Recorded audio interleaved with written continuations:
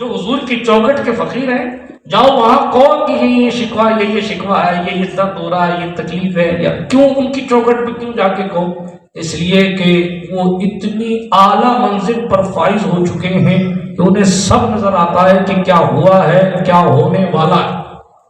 آپ کہیں یہ بھی نظر آتا ہے صوفی عزیز الدین کا عرس ہے، حضرت سرکار سلطان الطارقین صوفی حمید الدین ناگوری رحمۃ اللہ علیہ کے سر پر دستار بندی تھی، بندی ہوئی ہے دستار، کتابوں میں دستار کا لفظ ہے، پتہ چلا سر پہ امامہ باندھنا حضرت سرکار صوفی پاک نے بھی اس کا التزام فرمایا،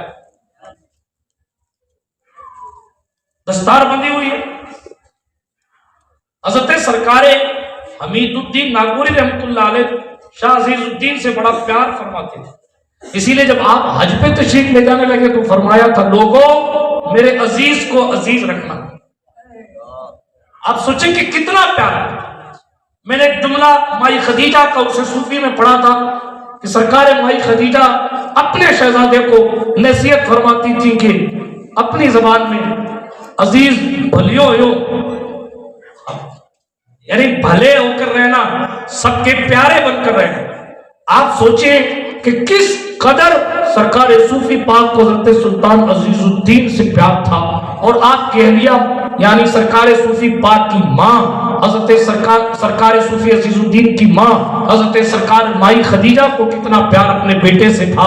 اور جانے دیں کتابوں کی روایت، میں تو کہتا ہوں قیامت کے صبح تک کے لیے حضرت صوفی پاک نے اپنے پاس سلا کر بتایا کہ عزیز الدین کا منصب کیا ہے، حالانکہ صوفی سرکار کے اور بھی پوتے یہاں آرام کر رہے ہیں، اور بھی شہزادگان آرام کر رہے ہیں، اور بھی رشتہ دار آرام کر رہے ہیں۔ آپ اندازہ لگائیں کہ سارے قرابت داروں اور رشتہ داروں کے سارے منصب اپنی جگہ، مگر پہلے عزیز الدین سوئے ہیں اور اس کے پاس جا کر بعد میں حمید الدین سوئے ہیں۔ سرکار صوفی پاک نے اپنے سر سے دستار اتاری ہے۔ حضرت فرید الدین چاک پرہ کہتے ہیں دادا نے جب دستار اتاری تو سرکار والد گرامی کی چاہت بھی تھی کہ میرے سر پہ دستار رکھ دے، اس لیے کہ وہ خلیفہ غریب نواز کی دستار تھی، ان کی چاہت بھی تھی کہ میرے والد میرے سر پر دستار باندھ دے۔ اسی لیے حضرت عزیز الدین نے پوچھا حضرت دستار اتار دیا آپ نے، کس کے سر پہ باندھو؟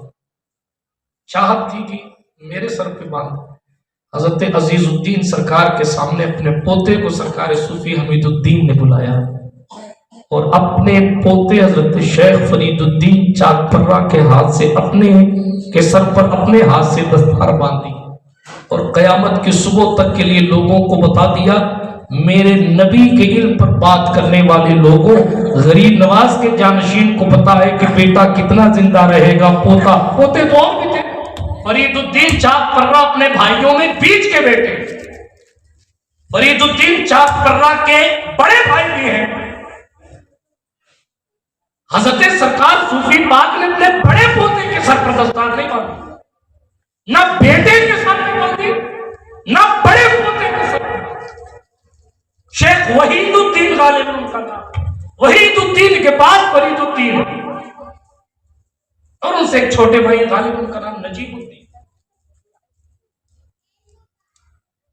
اپنے بیٹے کو بھی نہیں دی دستار، اپنے بڑے پوتے کو بھی نہیں دی دستار، باندھی تو اپنے اس پوتے کے سر پر باندھی جس کی لمبی عمر ان کی نگاہ ولایت دیکھ رہی ہے، جس کی صلاحیت ان کی نگاہ ولایت دیکھ رہی ہے، جن کو اللہ رب العزت نے کیا مقصد دیا ان کی نگاہ ولایت دیکھ رہی ہے، سرکار صوفی پاک کی۔ یہی وجہ رہی کہ اپنے پوتے کے سر پر آپ نے دستار باندھی۔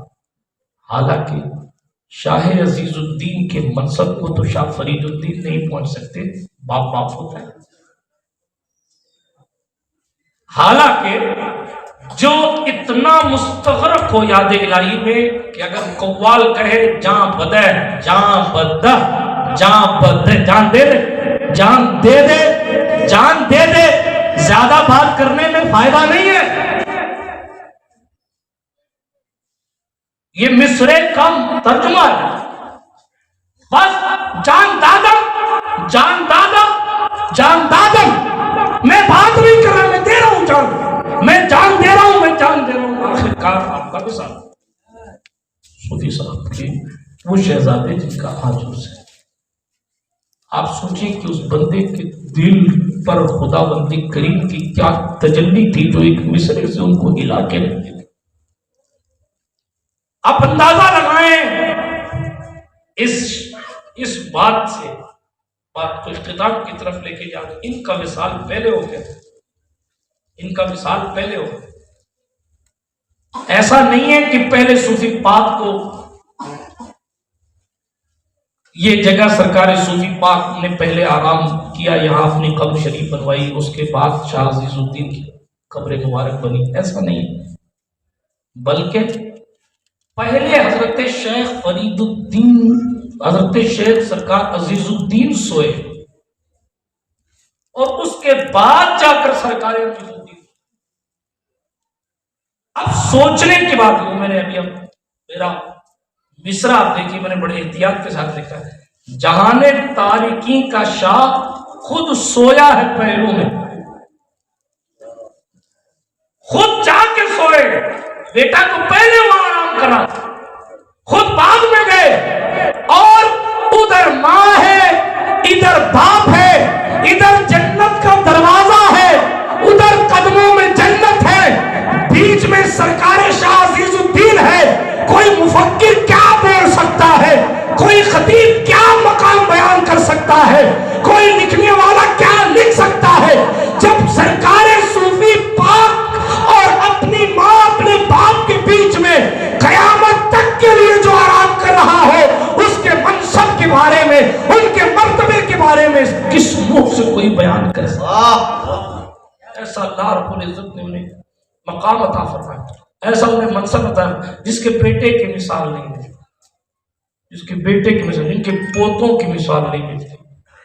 ہاں, حضرت شیخ فرید الدین کے چھوٹے بھائی حضرت محبوب الہی کی محفل میں تھے, محبوب الہی کے محفل میں بیٹھے تھے, ایک بزرگ آئے, انہوں نے کہا صاحب اور بھی باتیں, نبی واقعہ نہیں پڑھتا, سرکار صوفی پاک کا ذکر ہوا تو حضرت سرکار محبوب الہی نے فخر سے کہا, ان سے ملو جناب, یہ صوفی حمید الدین کے پوتے ہیں.